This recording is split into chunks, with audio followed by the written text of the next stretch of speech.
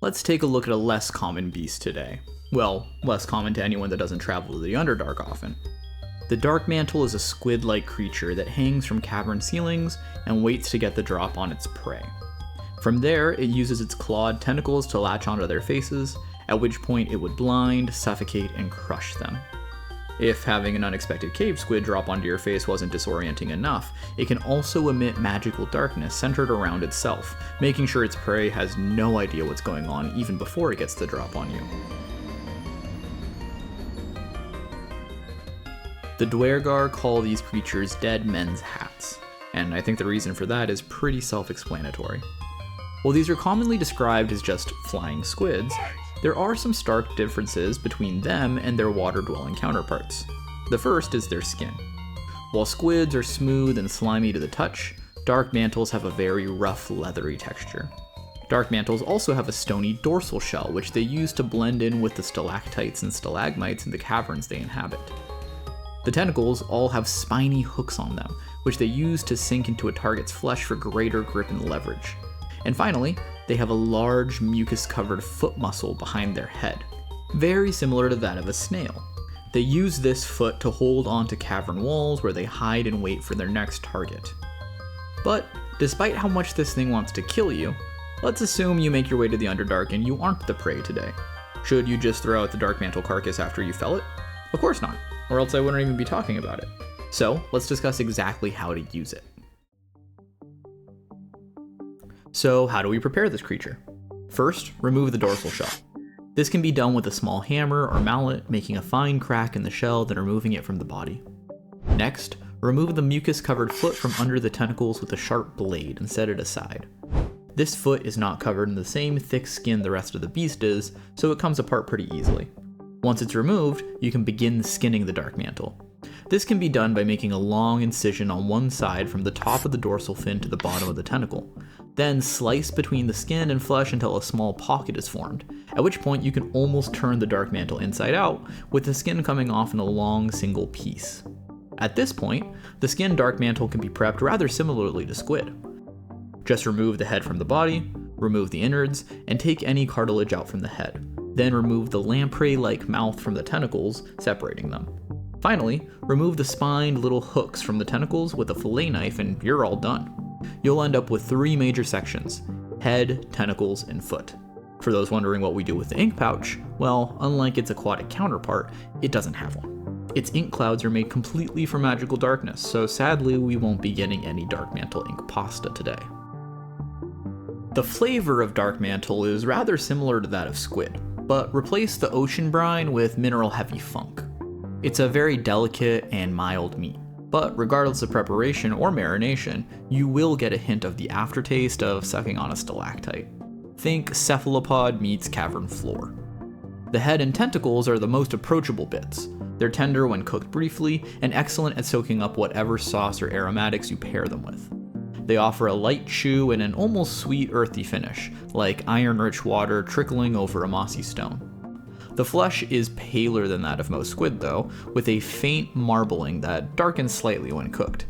And it retains a very soft, almost translucent sheen no matter how much heat is applied. The foot, however, is another story. It's used constantly in locomotion and clinging to vertical rock faces, so the foot muscle is very dense, and it's almost rubbery if not cooked properly. It carries the same mineralic quality as the head and tentacles, but it's much stronger and far more reflective of both the Darkmantle's diet and the surfaces the Darkmantle crawls over. Expect notes of lichen, cave algae, and even traces of fungi.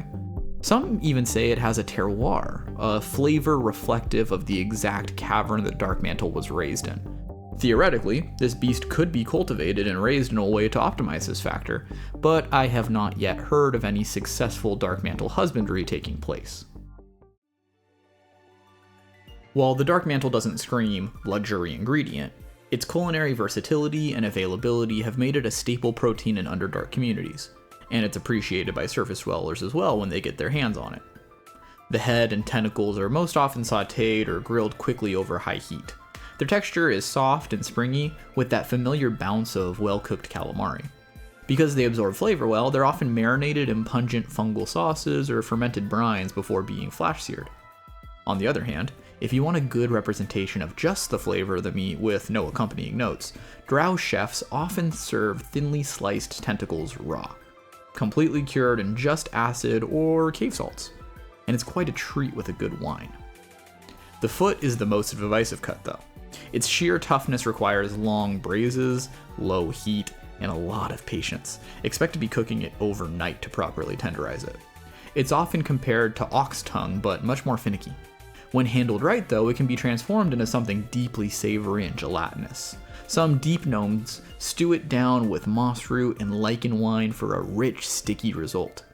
Surface chefs lucky enough to acquire one often smoke it for hours, using it sliced in sandwiches or shredded atop flatbreads in taverns near Underdark trading posts. While the skin is leathery and nearly inedible as is, if deep fried, it puffs up into a brittle, crunchy sheet. Many chefs enjoy using it as a garnish, or pulverizing it into a powder for adding the earthy flavor of Darkmantle meat to other dishes. Some chefs have even begun candying thin strips of the skin in sweet sap syrups, using it as a crunchy, mineral-heavy dessert topping. And while the dorsal shell is much too hard to munch on, it can be simmered away very similar to lobster shells to make a light, mineral-rich stock. It lends a metallic note that pairs beautifully with mushrooms, root vegetables, and cavern fish, a flavor profile that many Underdark chefs call stone soup with teeth. And when it's simmered down with aromatics, it becomes the base for a rich fish or arthropod soup, particularly popular in border towns near Underdark trade routes.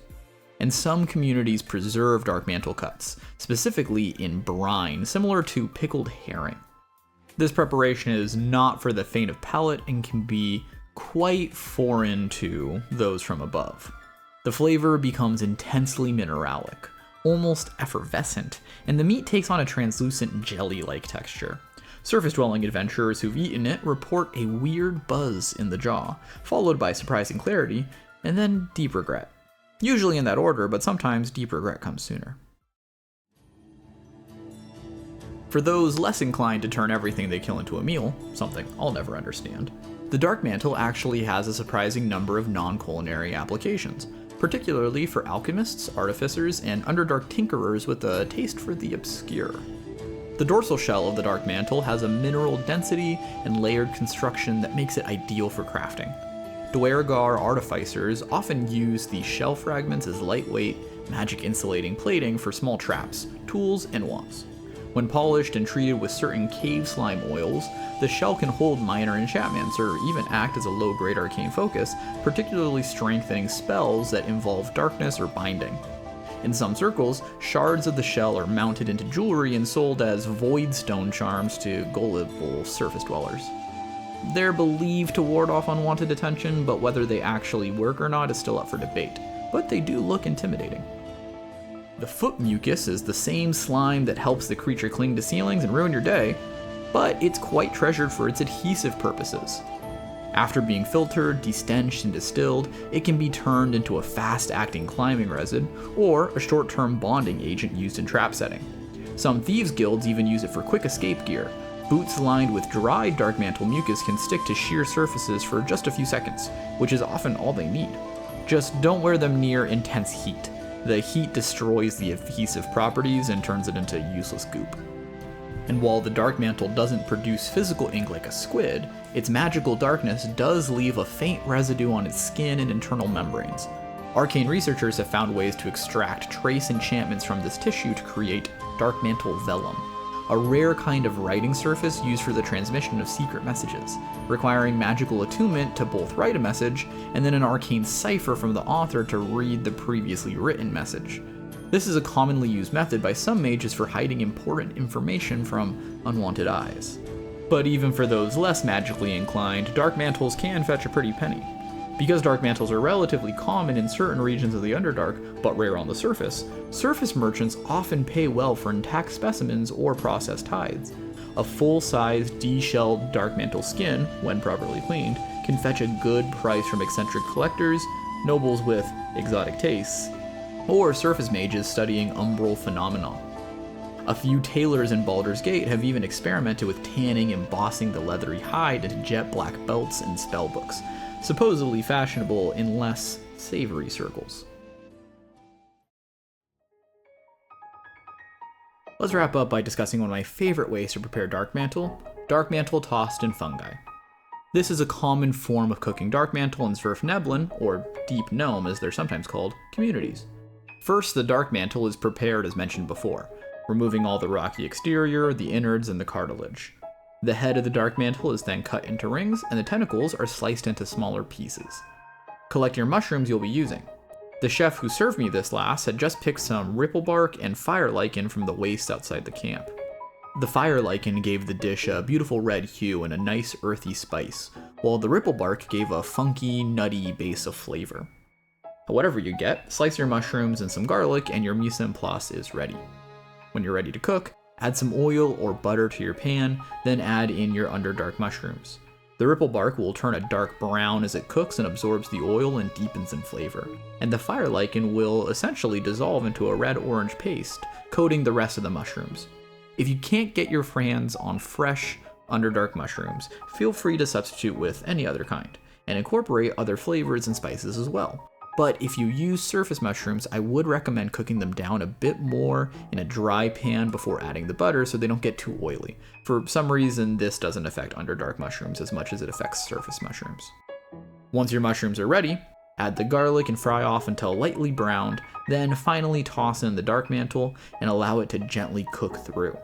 The meat shouldn't take any longer than a minute or two, and err on the side of undercooked. This meat goes from tender to unbearably chewy in just a minute or two of overcooking. When it's ready, plate it up and enjoy with some Dark Lake Stout. It's a very simple dish that highlights the best notes of the beast, and it's a beast worth highlighting. It's not too difficult to butcher, it's easy to cook, and probably the least foreign tasting thing you can eat in the Underdark. The risk of a horrible death via smothering by squid can be worth it in search of a good meal. So I wish you the best of luck in your Darkmantle hunting and your Darkmantle eating, and let me know all the amazing ways you like to prepare it. As always, if you want this information for your own table, the formatted PDF can be found below on my Ko-fi for free, and let me know if you have any requests, and feel free to join the Discord to chat with the little community we've built.